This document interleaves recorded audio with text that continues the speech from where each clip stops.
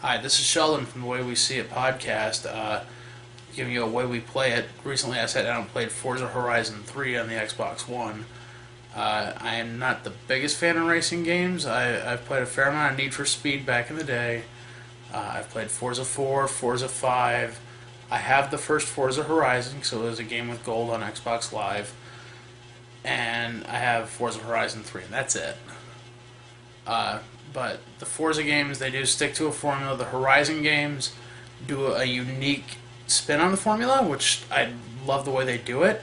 What they do is you're running a festival, a car festival, and it's kind of awesome because the entire objective of the game, even when you're in free roam and that, is to build your festival.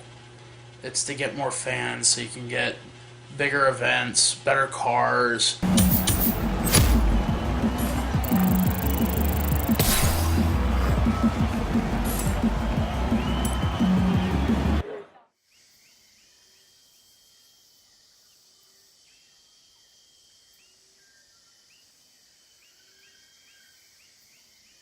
Hey, Abraham Lincoln. Your majestic driving and my magnetic personality have brought in so many new fans that we need to expand the festival again. The driving is pretty realistic. Daniel and Mark and Chris will tell you I'm probably the worst driver they've ever seen. And in this game, it really shows itself. I mean, there's a nice clear field, and I ram a tree. Yeah, that happens a lot. Burnouts happen a lot. You got these high-powered cars trying to gun it. It's not going to happen unless you're on a straight stretch of road and you're already going. One thing I really like is the barn find system. You actually drive out to a barn with your mechanic and you get cars. The first one you get is the Ferrari Dyno. But it's stuff like that. And the game does have a lot of play value to it, and I love that. That's something I haven't seen in a racing game in a long time, because you're not just racing. You're doing speed traps, you're doing scenic shots, but things like that. They also have the Drivatar rival system in there, which I think is really cool, because you could be driving along and you'll see, oh, hey, there's Daniel's Drivatar. I want to race Daniel, so I'll hit the button and I'll start a race.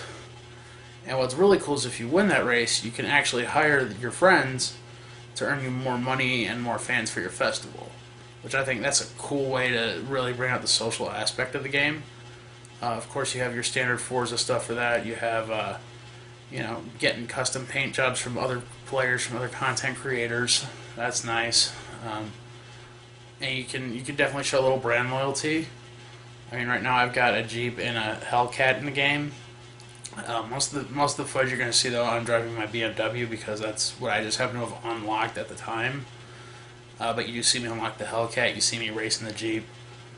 But it's stuff like that. I do have the Warthog from the Halo franchise. Honestly, that's the best stat-wise car in the entire game. And they did that on purpose, and it was only for if you already played Halo 5 or the Master Chief Collection when the game came out. That's the good stuff about Forza Horizon 3. Like any racing game, it gets a little tedious after a while, so I'm not going to knock it for that. There are microtransactions that I am going to knock it for that, because there's stuff like unlock horns. I should not have to pay extra money to unlock horns for my car, alright? I mean, come on, people. I already paid $60 for your game. Don't make me spend more. Alright, with that being said, I'm going to give Forza Horizon 3 an 8 out of 10. Like I said, I do have to knock it for microtransactions, and I am going to knock it for a little bit of tediism, but, that's every racing game. So with that being said, this is The Way We Play It, a part of the Way We See It podcast. I'm your host, Sheldon. Check us out on YouTube, Facebook, Twitter, Google Play, and iTunes. Take care.